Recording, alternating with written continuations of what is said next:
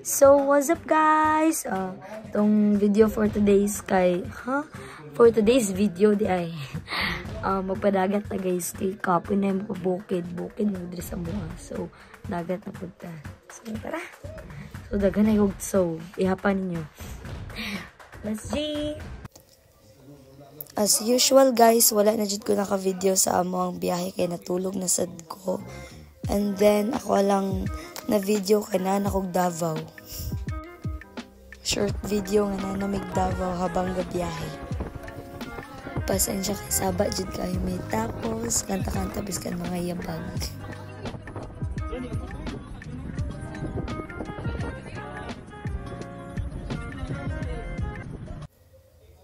Fast forward na dayon guys na namin sa taas sa bundok sa taas na lugar para makita ang city lights. You know that I love city lights. Charot, share ko lang. O era kayo. Lami kayo magmuni-muni o ignani ang view guys. Oh, awa good. Diba? After that, nag-ilis na dayon ko no kay magbiyahe na may padulog dagat. Sorry guys kung laktaw-laktaw ako ang video ha kay digital vlogger nag-ano lang ni for grades lang gid ni. Oh, nganong natulog naman ang Disney Princess. Char kapoy bitog biyahe oy. So, pasensya na guys kay ang ako adyong video no laktaw-laktaw. So, kani na time na abot namin sa dagat so nag-montage dayon kay marut awa lang ninyo nice kay ang dagat na mga gituan guys. Sa Govjan Day ni guys sa balay ni Lolo Jose. Apil-apil sad ko video ikay sayang ang outfit, di ba? Awag na apil gani ang irupod. Char, pero bitaw nice kay siya guys.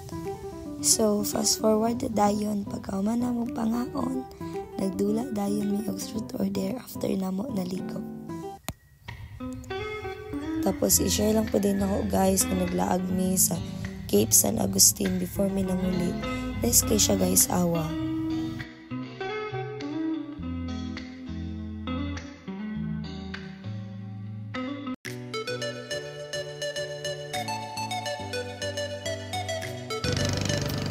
Nice siya guys kung hilig ka heights pero pag madlock ka, facial kayo aron ma-enjoy po din.